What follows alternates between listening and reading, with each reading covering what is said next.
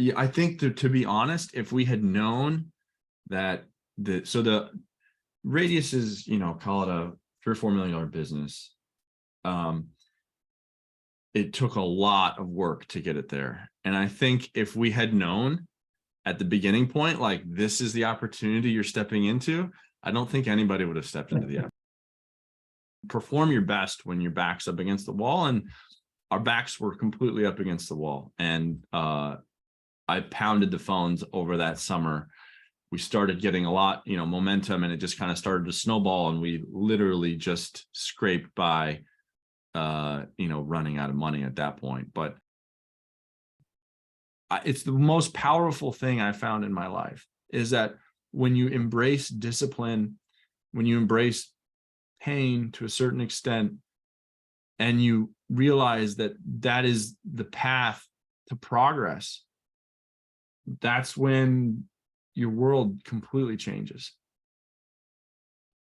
Welcome, everyone. Thank you, Cory, for joining us today. Thanks for having me, Bob. Last week, we had an interview with Anthony Pompliano, Pomp, who has a great podcast. And we talked about the prosperity in a broad sense, societal prosperity. And he gave a very compelling argument about how in today's world, it's the best time to be alive for anybody in society, because the power to the individual and the smaller company has never been greater because of the tools available and the capital available. One of the things that he implied but didn't actually speak much about directly, except for his comment, compete or die, is the implied motivation and diligence that's required to get something created in the economy. And your journey of creating what has now become 3 companies is loaded with interesting lessons for other folks who are interested in building companies. And that's why I'm so glad to have you on today. I guess I'd love to talk about what was the initial idea. How far has it migrated? How important was it that there was a North Star on where you were heading? And how important was it to block and tackle every day and disregard that North Star from time to time? Yeah. And how close are you to that North Star? So why don't you tell us a little bit about what your companies are right now, and then what the original idea was, and then we can go from there. Good idea. So the companies today, so essentially, very simply, we've got a company that has digitized all the data that a self-storage investor, operator, owner would need to make a decision. So where every facility is, what rates each facility is charging, a bunch of other ancillary pieces of data that if you put into a single package, which we've done in a platform, allows them to synthesize that information and make decisions about, should I build a self-storage facility here? Should I buy this self-storage facility, et cetera? That company's called Radius Plus. We have I started another company called DXD Capital, which is taking kind of a different approach to how sites are found within self-storage. And we've raised, $100+ million there, and have built or are building, right now, between the ones that are open, we have 2 that are open, 8 that are under construction, and another 10 behind that. So that's called a development acquisition company that's completely arm's length from Radius. And then a third software company called Managespace, which is building property management software. So, we can get into specifics of that, but essentially it's within self-storage as well, which is, there's a very antiquated solution that exists. It's essentially a monopoly. And so we just see another opportunity to kind of create value by using our expertise and kind of cutting, the leading edge technology that exists today, which is not what exists in the market. So going back to your original question, like the one thing that I would say, I remember, so I came from JP Morgan, and then I went into the hedge fund world, which is Bob, I forget if we met when I was in the hedge fund world or prior at my life at JP Morgan. But I remember sitting in a meeting because I was a buy side analyst investing in companies. So I'd meet with a lot of companies. I remember we were meeting with a company whose CEO was talking about his journey to building, I forget what company it was, some sort of technology company. And he said something in the meeting, and it was right at the very beginning of like us starting this other venture. And it was, he said something to the effect of, I could have never imagined what my company would become when I originally started with a completely different idea. Like the idea that you're going to start with an idea, but there's definitely a chance that like what you find as it relates to market fit or opportunity or other things that may come about, like you may end up pivoting in a completely different direction. And his comment to me was, I could have never imagined that we would have built the company we would have built today, because it's completely different from the idea of what I originally had. And that resonated with me because at the time we were kind of undergoing a similar shift. And so back to your original question of like, what did we originally start? Like, what was the premise of Union Realtime, which is kind of like just a legal holding company of everything that we're doing?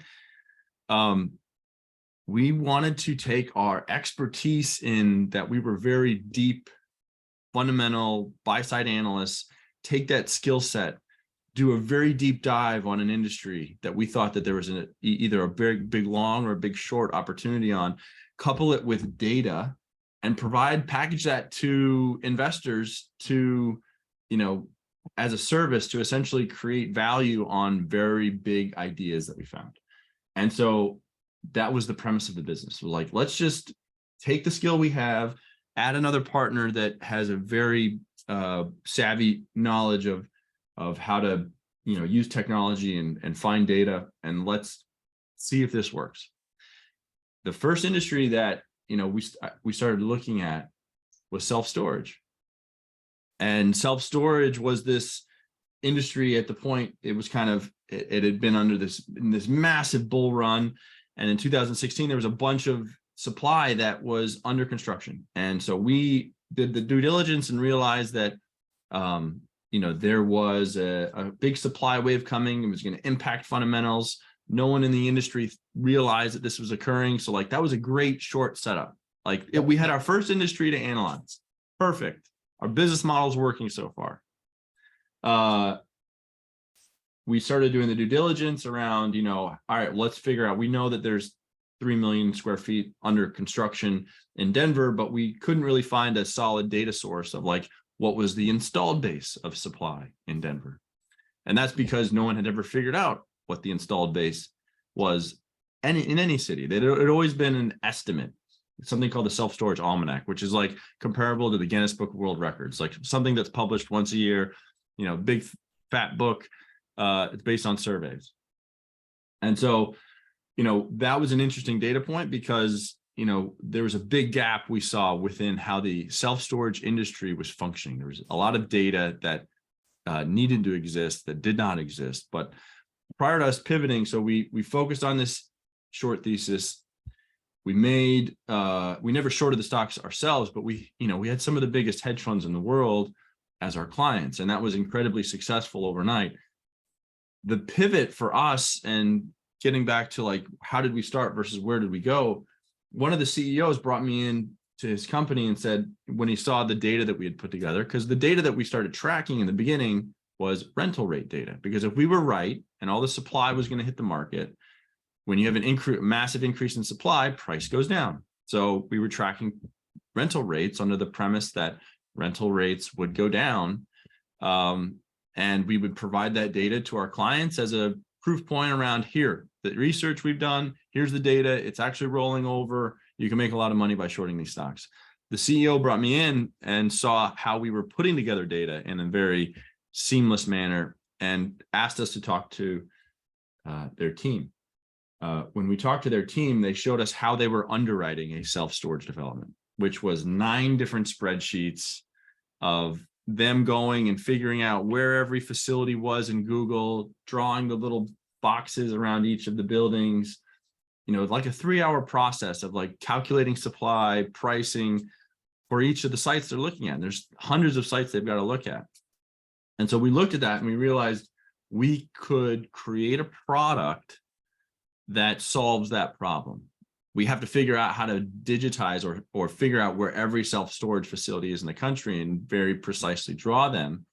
But that was a pivot moment for us where it's like, okay, we could continue to do research on different industries and go along the business model that way. But there seemed to be something very special about what we just discovered, which is that there's a data set or several data sets that this industry does not have. They need to take those data sets and compile them into a platform of some sort. And we have the ability to do that. And so we, without really understanding how big that market was or how smart that market would be, we just kind of jumped and said, okay, we're going to figure out where every facility is. We're going to put this all together and we're going to get rich. And just to summarize, you from your investment experience, you understood what information you needed to have to make a really firm decision. In this particular market, there was a much lower level of good information than what you had found in other industries that you had studied.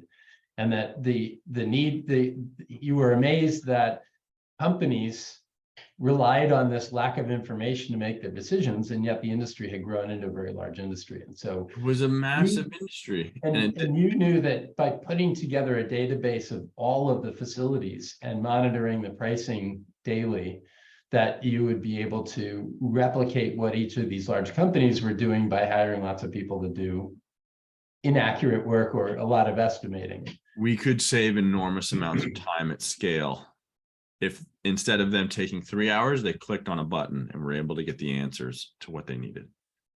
There was value in that. We knew there was value in that. The problem was we didn't know whether that TAM was $1 billion or $10 million. It ended up being the latter, which was tough for us to swallow at times. And you're talking about how much money you could raise, how much money you could sell this database for to people that needed it, right? Yeah, it would that calculation's like how many people there are that are willing to pay X to give you Y. Yeah. And we thought we hoped, because you really don't know in the beginning, because you're creating a product that does not exist today. So it's like, how many people would like to buy this product? We really didn't know. Also, there were a lot of data companies at the time providing data to hedge funds and money managers that seemed in aggregate to be getting a lot of money from them. And so the data business seemed like a good business at the time. Yeah, certainly seemed that way. Yeah, I think to be honest, if we had known that the Radius is, call it a $3 or $4 million business. It took a lot of work to get it there. And I think if we had known at the beginning point, like, this is the opportunity you're stepping into, I don't think anybody would have stepped into the opportunity. There's a reason no one else had done it. So like, yeah, exactly. The like this idea that like, oh, you kind of have to get pregnant with something and go certain far down like a rabbit hole before you realize like what rabbit hole you're in. And by that point, you're so committed to that rabbit hole that like you have no choice but to go forward. And like that was probably one of the biggest things that like I felt like I had no choice but to keep moving forward. Like when we were mapping, it took 2 years to map where every How many facilities had to be mapped? Well, so the give and take that we like dealt with was like there was a feeling in the industry that like the product couldn't be useful until we mapped every one. Yeah. And yet there was an incredible investment we needed to continue to make to map every single one in order to do that. And where does that balance exist? And are we going to continue to throw capital at this without even like any sort of evidence that we're going to be able to charge people for it? Because we'd made this money from advising these hedge funds. Like that was the seed capital that we had to put into this business. And we had kind of at a certain point, like no choice but to just risk throwing all that into building the database and building the platform under the hope that this would work. And, so I think going back to your original question, like it never started as we're going to build a analytics platform for the self-storage industry. it just kind of evolved into, okay, here's another even more interesting opportunity we seem to have a competitive advantage on, and we just kind of went after it. You know, the kind of the biggest turning point was kind of 2018 during the summer, where we kind of got into a critical mass with how many facilities we'd mapped and the data that we had in the system. And on the other end, we were like 4 months away from losing, you know, running out of cash. And for me, you know, my biggest role in this partnership with my, you know, other partners was sales, like taking the product, putting it in front of people and selling it. And I had a very difficult time getting over the fact that, like, at that point, I hated sales. I thought it was just the most toxic, ugliest animal you could ever get involved with, before I realized that, like, everything is sales. When I was a buy-side analyst, I was selling my ideas to the portfolio manager. I was, you know, selling my position sizing. I was selling everything that I'm selling myself to the CEOs for him to give me information that I need to put the pieces together. Like, everything is sales. When we kind of got to that summer of 2018, where it was like do or die, it was one of those moments where it's like, I have no choice but to bite the bullet and figure out how to sell, even though it's something I truly hate, like cold calling, getting in front of people from 8 o'clock in the morning till 5 o'clock at night. And luckily, you know, when your back's up against the wall, what my feeling's always been is like, you perform your best when your back's up against the wall, and our backs were completely up against the wall. And I pounded the phones over that summer. We started getting a lot, you know, momentum, and it just kind of started to snowball, and we literally just scraped by, you know, running out of money at that point. But, you know, there were several moments like that. Well, and there was a big pivot at some point where you realized selling to hedge funds and money managers was not likely to be the easiest source of revenue to keep your company going, right? If you looked 20 years prior, that would have been a great business model.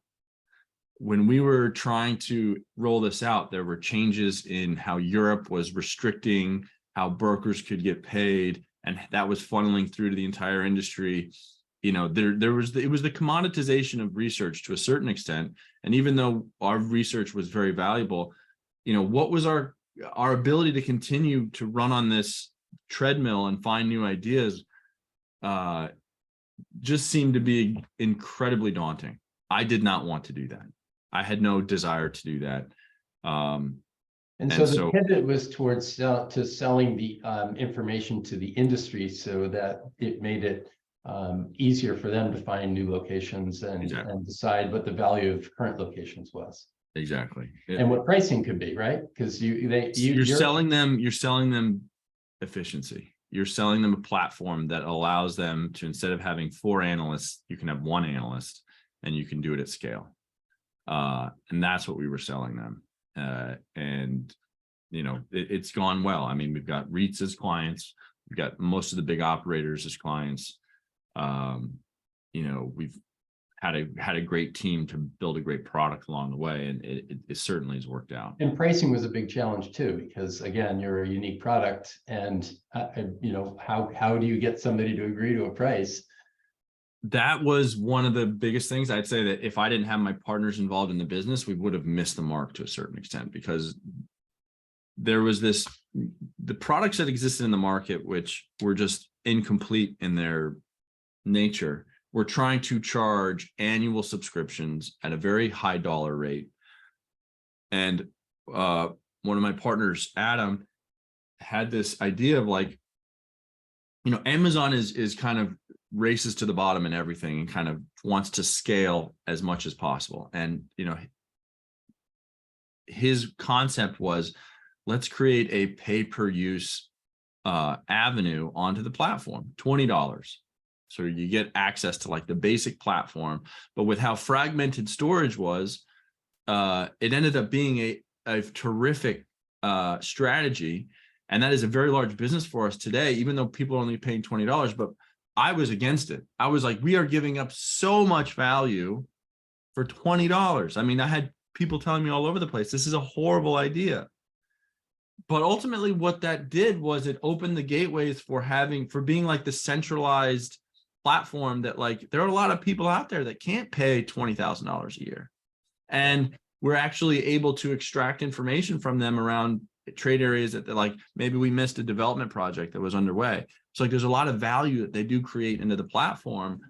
You know, from my standpoint, I was just worried about keeping the lights on. So I was like, you know, we're going to trade a $20,000 subscription for a guy that's going to pay $20 for getting on the platform 6 times a month. You know, that didn't seem like a good trade-off to me. It was definitely the right trade-off, because the people that that can pay 20, that need it for that $20,000 annual subscription, they end up paying in that route. They don't try and go the pay-per-use to try and thread the needle on extracting as much as they can for as little as they can pay. Well, I guess it addresses customer satisfaction too, because if they wind up making $1,000 or $10,000 because they paid 20 to you, the idea, you know, they know where they're always going to go back to, so that, and the word spreads and you're just delivering so much value. Is that part of it?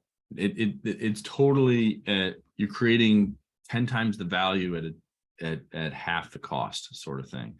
And it's definitely the, you know, well, there was an adage about, you know, the next technology has to be 10 times better than the last one in order for it to succeed. Yeah, there had to be a step order function difference in what value we were creating. And there definitely was. Like when I was demoing this to people, they were blown away. And so I was like, so let's just charge for that. And that was not the strategy we took. And thankfully, you know, that I was overruled in that regard, because I guess it also reduces the need for a sales force. Well, it reduces the friction for people to get to know the product. And that has been probably one of the most impactful things. Like, you can sign up on the site and you get 5 free credits, like these, basically $100 of free usage to use the product. Now we had to create a tighter authentication so that, because we had a lot of people that were just trying to sign up with multiple accounts to then use that. So like, there are always going to be your bad players. But when I come on to a software product today that's like call for a demo, like that is such an antiquated way of structuring the front end of your product, because you want people just to, you know, the way that someone told me, you know, that it at one point is like, you want them to get addicted to this product, and you can worry about how to monetize it later, but don't create a ton of friction at the very beginning. Like, push value into the chain. If it's really as good as you think it is, they're going to continue to use it, and you can figure out how to monetize it once they've created that familiarity and loyalty to the product. And don't create a huge barrier in the beginning as it relates to like getting people on because you think the value is such that they should be paying you right from the start. That was a very large mind shift for me that has, you know, been an important mind shift, I think, as I think about a variety of things in my life. So what were the moments where that's a big pivot point, and so you started getting traction, and that was in 2018, you said? Yeah, 2018. And what were there other pivot points? Were there other, you know, near brushes with death that required a shift? And how did you wind up starting the 2 other companies? That was the most serious financial brush with death. I'd say the only other brush with death was more than an emotional brush with death, which was that later that summer, we had a deal with one of the top 2 REITs that they saw our platform, and they were so impressed they were going to put their occupancy data onto our platform. It was going to be like this kind of exclusive data partnership, which within self-storage, because it's so fragmented, it's very difficult to extract the occupancy data. It all sits in their property management software. So we were thinking, okay, if we can get one of the big REITs to lead the way with sharing that data, then other people would start sharing that data, and we would be this like completely unique platform with a completely unique data set. They were on board. They were going to do it. I mean, this was a big deal.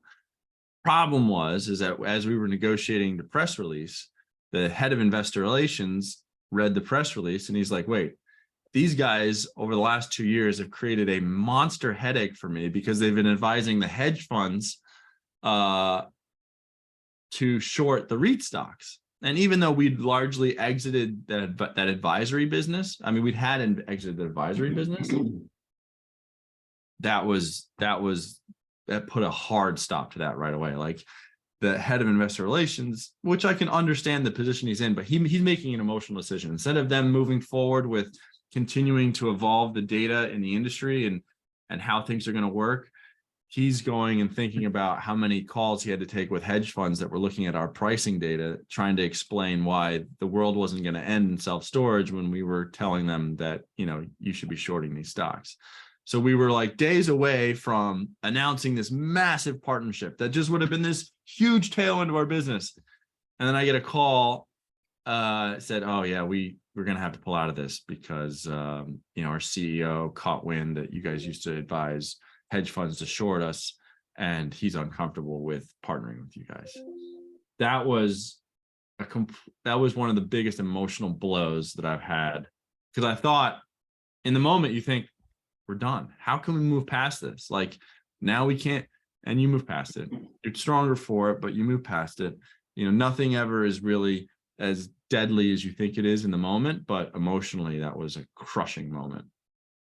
And so what that did was it removed the dream of, boy, you know, once this happens, our business can really grow quickly, and then you're back to the day to day, you know. We pivoted to this we pivoted to the reality of like educating people that pricing in self-storage works like it does in airlines, which is that the rates are set every day.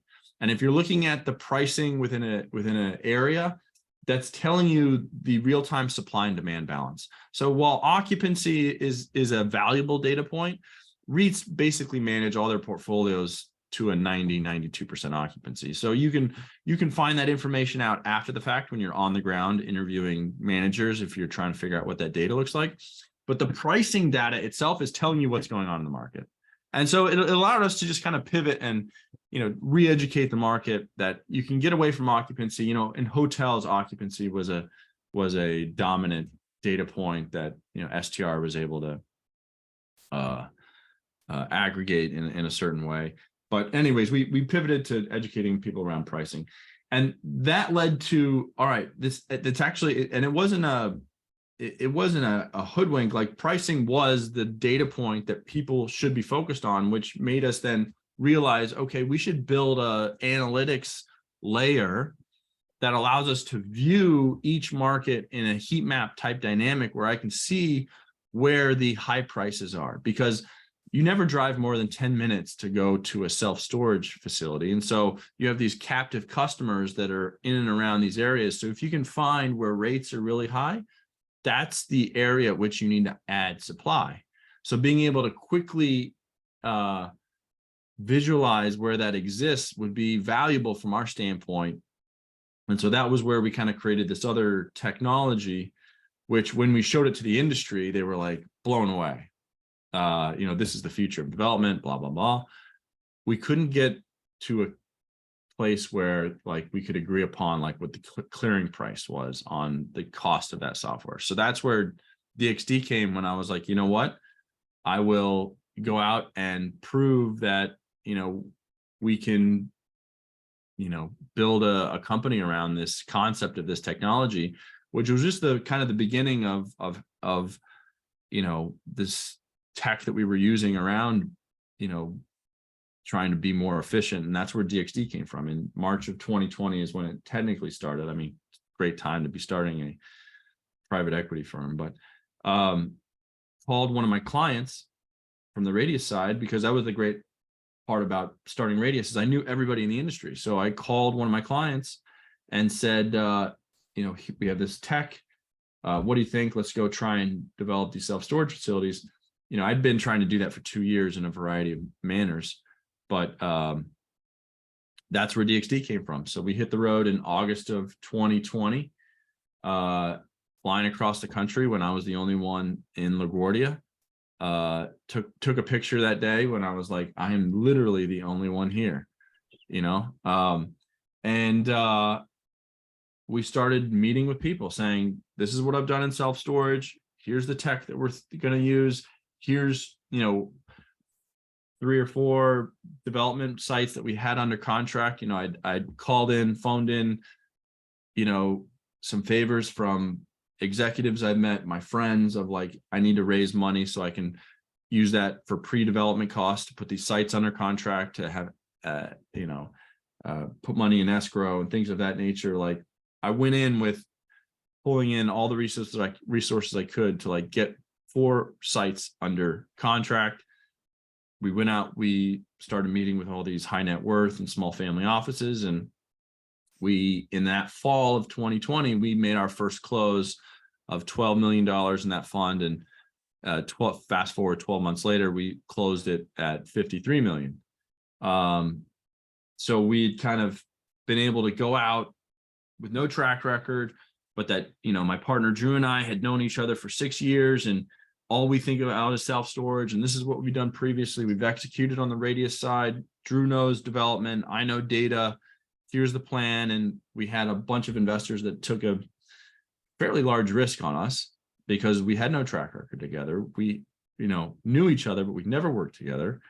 And it's turned out great. That fund we have 2 assets that are leasing up very strong, another 1/3 that's opening, another 7 under construction behind those. And we raised a second fund in 2021, a $35 million GP fund. And that flywheel is really accelerating from the standpoint of like. This hits on something that is, I think, important in your journey and in many, and that is the power of the original idea. And so you were just saying that you were able to get $53 million of money that generally follows performance and track record that's built over time in prior investment vehicles, et cetera. And they back people that have done something before because supposedly that's safer. But the power of your idea was that I've got a data-driven solution that I get to see into markets better than other people.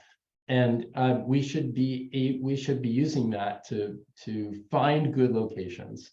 And doesn't this also stretch all the way back to the beginning when you were, out there as a pioneer, going to conferences and meeting people? And the reason you were there is because of this idea. Like, I've got this view into the market. We're gathering this database. You're going to need to know us down the road. What we're putting together is really exciting. And that, person after person after person in all of your travels, you were planting the seeds and they were paying attention to you because of the power of the idea. Is that right or not? That's right. I think there's 2 pieces that I think about as like talking about the journey that you're speaking of. Is we'd not kind of been ingrained with this is how self-storage works. We came to it from a very objective standpoint, using the skills that we built in picking stocks in terms of thinking about like how should things been done. And then we also were very concentrated in that once we got into self-storage, like that's all we thought about. It just became a maniacal focus. And yeah, from my standpoint, one of my things that I've become comfortable with is that one of the skills I feel like I've been able to do over the years is continue to, have this outreach, build these contacts over time that, at different points, create an enormous amount of value for me that maybe when I met the person 4 years ago, we had no idea where the relationship would be today. Like, and that comes back to how I funded DXD in the beginning. Like, there are a lot of people. A CEO of a large REIT gave me money to start the platform. And when I had met him 3 years earlier, that was the last thing on my mind. But he understood the focus that I had in the area that I was mastering, and that sticks with people. And that creates the credibility to get over the hurdles of he's never done it before, which is that, yeah, he's never done a lot of things he's never done before, but because he's been able to focus and I have a proven track record, even though it's not in real estate, it's in software, I'm comfortable taking a risk on this guy. And that's where I've been able to, that's the kind of that concept I've been able to build on, is that there's been a lot of people that have taken risks on me or have helped me along the way that, as I get into something new, like when we started Managespace, which is a property management software, we knew nothing about property management software, but we'd executed on Radius before, and we knew nothing about Radius before. And so a lot of the people that came to the table to help us fund that, it was the same sort of concept, which is like, I'm investing in these guys. I'm not investing in the idea as much. I mean, the idea is central, but it was that these guys are proven to have shown me that they can execute together, that they can stay focused on something, that they can create value. And, that only occurs because we've just been so focused in a very niche part of the market, and luckily have had the right tailwinds at the right time that have helped us execute on certain things that we've been, fortunate enough to come across. And so over the last several years now, the company's been growing and growing. You now have over 50 employees in the 3 companies, if I'm correct on that. And Yep. what are some of the day-to-day stuff that you used to do to the day-to-day stuff that you're doing now? And what are how has that changed? And what do you think about the future? Have there been pivots on how you have to run your time now that are important? I mean, in the beginning, I was sitting behind a computer drawing polygons around buildings and measuring how many stories each one was. So my day has changed quite dramatically from the beginning.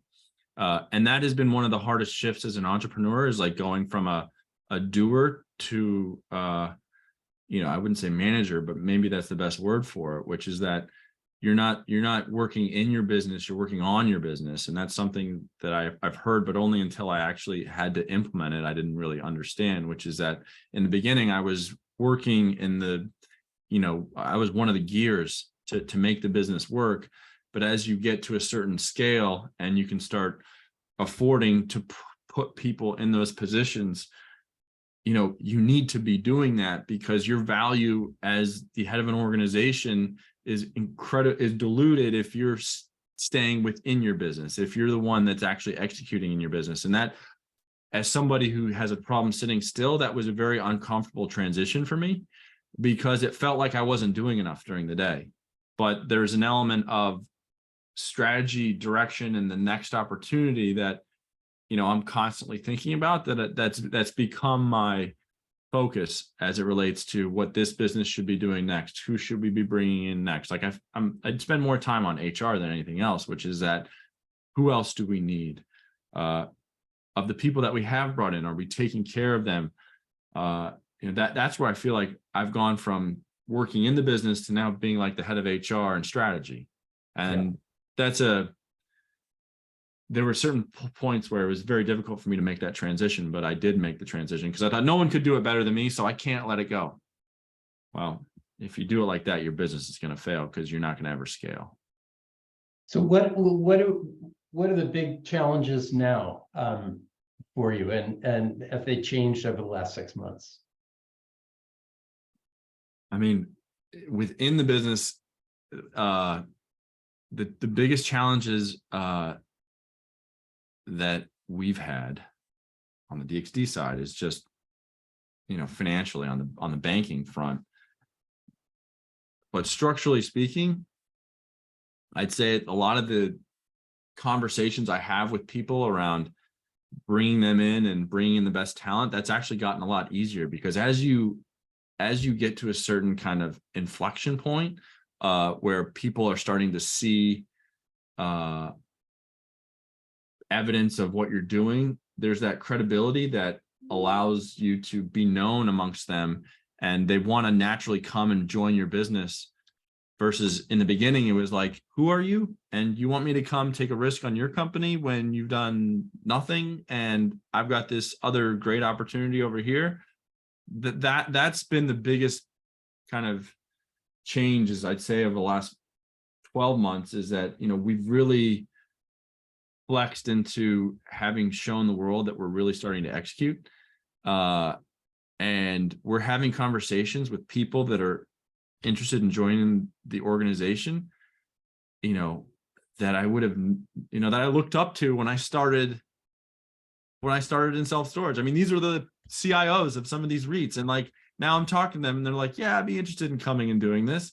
And it's like, it's a mind-blowing dynamic to have this shift of like, you were pushing to have a meeting with them and now they're coming and potentially going to be working with you.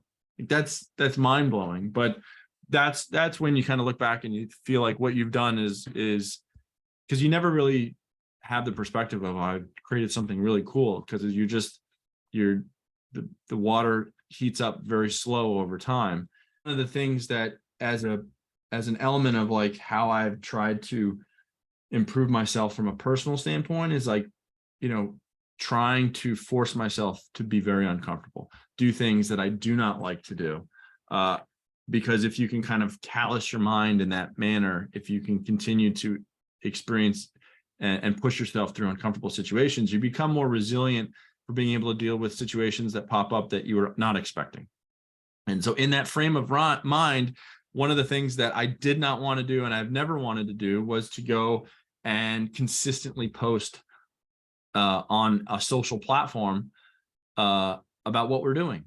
But I've always known that is a path that everyone's always talked about. Gary Vee and these big guys have talked about, as an important element of growing your brand and growing your business. And so one of my partners said, well, you should, if you really want to do something that's tough, do a newsletter every week. I'm like, yeah, that would be really tough.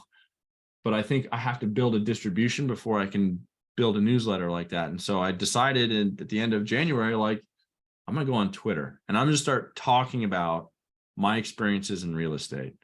I've got a couple friends that at this point have gotten hundreds of thousands of followers, and business has completely changed them. Their lives have completely changed. And so I'm like, all right, I'm going to see if I can do this. I started with, 100 followers. And in the beginning, it's, one of the toughest things to do because you're putting a ton of effort into trying to create value into the world, and 3 people see it and none of them like it. And it's that resilience, but that's the tough part, is it's that resilience of like, I know I have, I've started 3 companies, we've bootstrapped it, we've raised money, we've raised 100 million we've built 10 facilities. Like, if I don't have something to talk about and believe in that, then no one has anything to talk about. And well, I wouldn't say it like that, but it made sense that like I have something to talk about. Yeah, there should be some stories in there. There should be something I can glean there into the world. And so why don't we at this point tell everybody what your Twitter handle is, because it's great. So storage data dev, which I had changed that because for 8 years it had been like this random mix of letters and numbers that I was like, at a certain point I was like, okay, I gotta professionalize this a little bit of refresh. And go back into my history of likes and make sure that I don't have anything that's inappropriate, that as people start really understanding, what my preferences are, that I can get nailed for. But this is different from the company Twitter account, right? This is my personal brand, right? This is Cory Sylvester going out into the world and talking about what I've done, what I've experienced, the lessons I've learned, how I do certain things, how we've, raised money, how we've built facilities. And, just about 3 months in, I've gone from like 100 users to like 4,500 users, which has been like a crazy path for me, because what I've realized is like, I do have something to talk about. It's very difficult to do it every day and to find something to talk about, but that's part of the skill that you have to build, which is pushing through that pain. But what I've realized that you're doing, that I've really come to understand, is like, if you can get through that path of doing it until you find some success and continuing to iterate on it, what you're doing is you're building familiarity, trust at scale. You're building authenticity at scale. And we've seen it in the Radius business in terms of people signing up for that product. We've seen it in terms of people coming to us and saying, I want to invest in DXD. I've seen it in terms of people coming to us with sites that I would have never had these conversations with. This is 3 months in. I've got, a couple thousand followers. It's nothing. What I've really come to understand is like the most important thing that I can focus on going forward is continuing to build this trust and authenticity at scale, because it's how people will come to know what we've done. It's come to be this, how people are going to be interested in joining us on the journey, or adding value to us after we've given them hopefully 10 times the amount of value. But we can't do that. Like, we tried to do that on the Radius side under a Radius brand, like putting tweets out there and posting on LinkedIn under the Radius brand. People do not want to associate with a brand. Like, they want a person, they want a real story, they want real dialogue. And that's what people are craving in a world where, you watch the news and you can't believe it anymore. People are now understanding you can't believe it. They want authenticity. They want to trust somebody. And that's ultimately, if you can think through that dynamic and find a way to push value into the world, then what that does is it comes back to you in spades. And that's been probably the biggest realization I've had over the last 6 months, which is like, God, I wish I would have started this 3 years ago.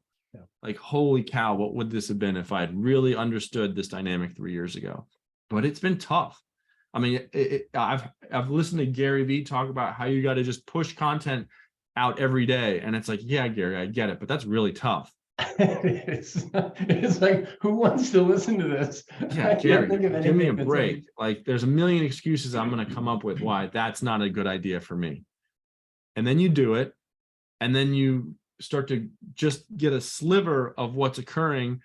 And then your mindset completely changes. Yeah.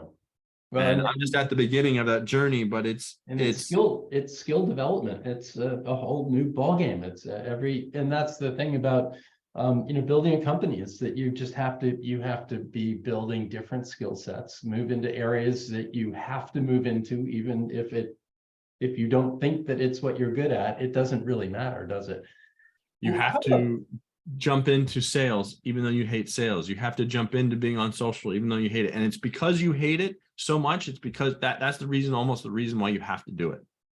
So talk about that a little bit. Perseverance, the idea of perseverance, and the idea of motivation, and why aren't these things fleeting? What is it that makes it a permanent item to continue to persevere?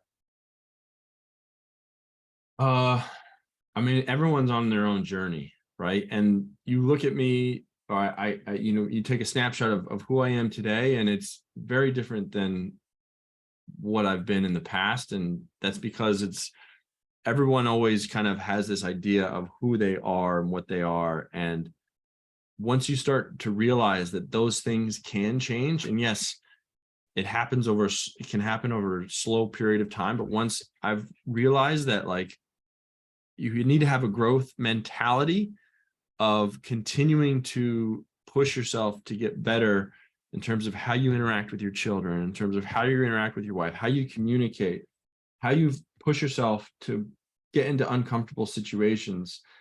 That journey for me has been what I've become like maniacally focused on, because it's not necessarily coming up with the great idea of, self-storage data. That's something that you'll find along the way. But what I found is, if you're getting up early, if you're cutting out the things in your life that don't add value, and you continue to look inward on like where your ego is screwing you up, not to say that my ego still doesn't screw me up daily. That process is what ultimately I feel like is the machine behind being a successful entrepreneur, being a satisfied human, ultimately just making progress in life. And you have no other choice. Like, the choice that you have, which is to sit around and watch Netflix, or don't do that, or give an excuse as to why you're incapable of doing that is just that. It's an excuse. Like everybody is capable of achieving much more. It's first just coming to the realization that it takes a lot of work, and it takes a lot of being uncomfortable. And once you're embrace that and realize that you're going to have setbacks and it's not going to happen in a linear fashion, but you've got to continue to come back to that idea that like, I just have to keep pushing. I can't sit still.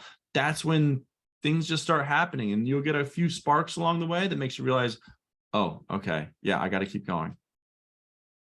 Discipline and diligence of of pursuing progress. My only regret in life is that I didn't come upon this earlier. And I can't blame anybody for that. But, as I think about being a father, like that's the one thing I focus on as it relates, my 5-year-old doesn't really understand what I say when I tell him this stuff. So it's going to take some time before his brain develops to grasp what I'm saying. But it's, everyone comes into their own and really truly understanding this in a different way. But it's the most powerful thing I found in my life is that when you embrace discipline, when you embrace pain to a certain extent, and you realize that that is the path to progress, that's when your world completely changes. And that's what's changed my life. I still rent my home. I drive a 10-year-old car. Like nothing's really changed in my life in the last 8 years. I talk about, I have all the same struggles. Yeah, things will turn. And when we start selling some of these assets or recapping them, like that'll be great. And I have a very good, ability to be flexible at home. But like, I almost want to continue down this path where like I don't have the fruits of my labor, because it's that comfort that I am most scared of. I'm most scared of for my children, because when your belly is full, you're not hungry, and if you're not hungry, you act very differently than if you have to think about how to survive. And well, so there's a confidence about the future that success allows to creep into your body, into your mind, that you don't have when you're struggling, right? So I mean, you spent most of the last how many years has it been since you started Union Realtime? Yeah, 7. Yeah, 7. Over 7. Most of the 7 years, you really haven't had the ability to have a lot of confidence in the near future, the next 2 years. Oh, I put something on Twitter the other day where it's like the life of an entrepreneur is like my salary is going to increase in 9 months, and then 9 months passes, and I have to say the same thing. Oh, I think now the next month my salary is going to increase, and it's this perpetual experience of like thinking that the turn is always around the corner, and all that's around the corner is hiring more people and having more responsibility and more expenses to pay for. It's really, only 9 months to go, but it is coming to a turn. But there is this element of, once things become easier, I'm really scared around the idea of that somehow changes the mindset and the pace at which I push myself to progress.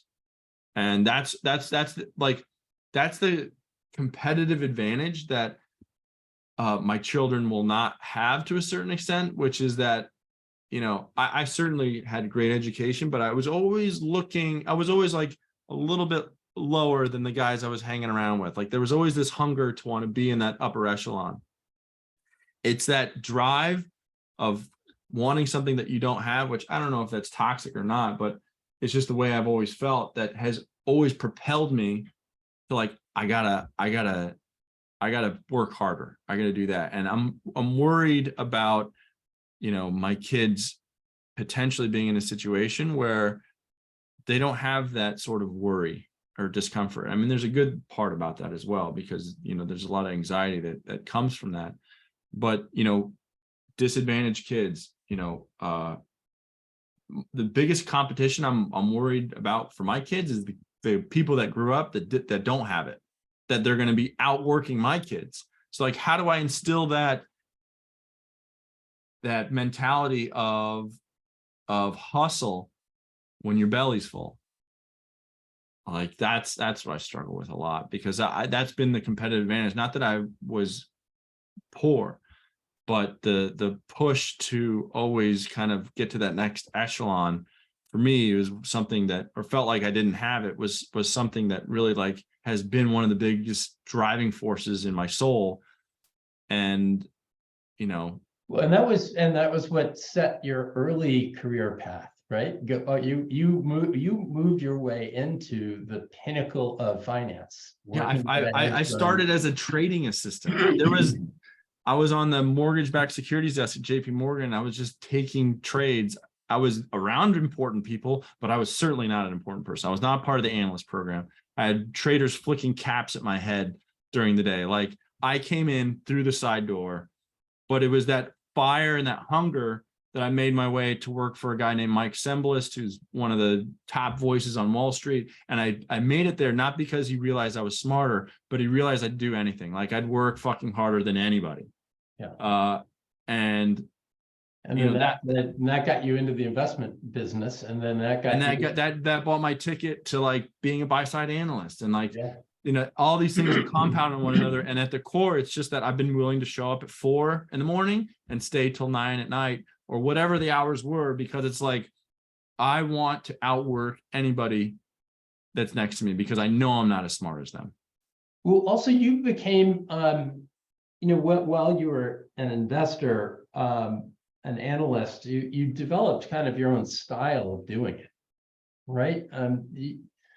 Talk about how you approached stocks. And well, the way that we approached stocks was that I didn't want to be somebody who just had a view on 50 different companies. Like, there was something about finding something that was special to me that always, and I'm not sure why that is, but it was that I knew I couldn't create the value that needed to be created on my own. So I had an immense network of people that I worked with in order to basically try and attack the problem together. And one of my biggest secret weapons has been, one of my friends that I grew up in college with, I played lacrosse with, and he was always a lot smarter as it relates to analyzing stocks than I was.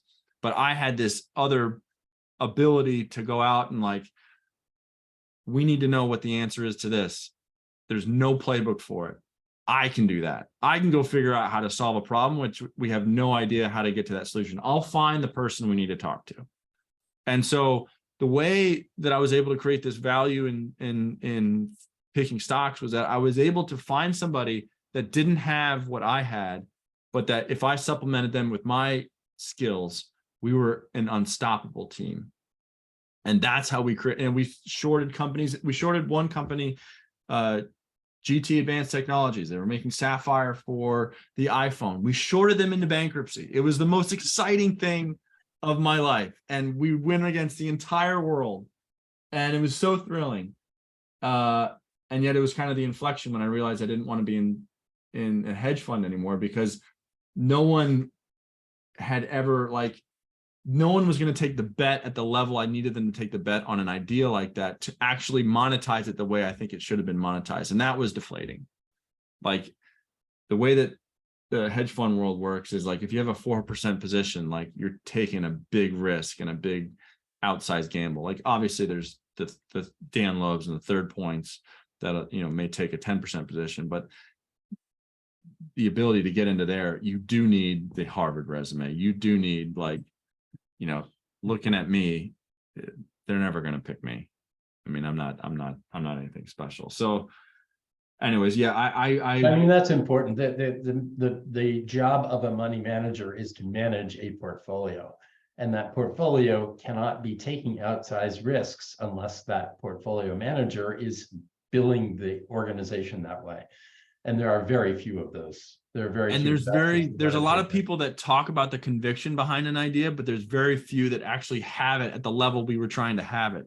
So like we were one of 10 people where we were the only ones we felt like within that group of 10 that actually had that conviction. And from a portfolio manager standpoint, it was impossible to know who that person was because they're all telling you they have it. Yeah. Yeah. On the sell side, we were always, I observed that you can have conviction. The sell side has the luxury of conviction. The buy side, you can't have conviction in something because it can take you down. You have the good thing about shorting this company GTAT is we had a definitive point at which we were either right or wrong, which is when the iPhone 6 was released. Either the iPhone 6 was going to have Sapphire on it or not. And in the weeks leading up to it, this guy on Twitter, Matt Margolis, was pumping that the iPhone was definitely going to have Sapphire on it. Whereas we covered the display companies in Taiwan and Korea, and we knew that, yes, they were experimenting with it, but there were way too many issues with scaling this across 200 million phones that had just not been figured out. And there was no way it was going to happen. But everyone was listening to this guy on Twitter, and the stock went vertical. And when you're talking to a portfolio manager who's a little crazy to begin with, about like why the stock's up 70% in your face and why you should be adding to the short position, like he doesn't want to hear that. He's just fucking pissed at you that his book is in trouble. And like, yeah, we have a definitive outcome in 2 weeks, but like to him, he can't have that same confidence I have, and that was very difficult for me. Well, it's true. And by the way, there are very few portfolio managers in the world that would have wanted to. They all act that way because there's too much risk. There's too much that can go wrong with something like that. So you need to be in one of those special funds that loves concentrated risks, and their customers know they take concentrated risks, so that it's not the death of a normal portfolio manager. But it is a life of frustration for people that want to get to the truth, find it, identify it, know it, and believe in it. Well, when it went bankrupt and when the iPhone came out and there was no Sapphire, and it added 10% to our portfolio's return, like it was kind of like, yeah, they understood now, but from my perspective, I was so deflated that I was like, all right, I'm ready to move on. Yeah, my greatest victory is a little bit of a blip in the performance of everything. Yeah. Well, Cory, thank you so much. It's so great to see you again. And thanks, and we'll be in touch. All right, man.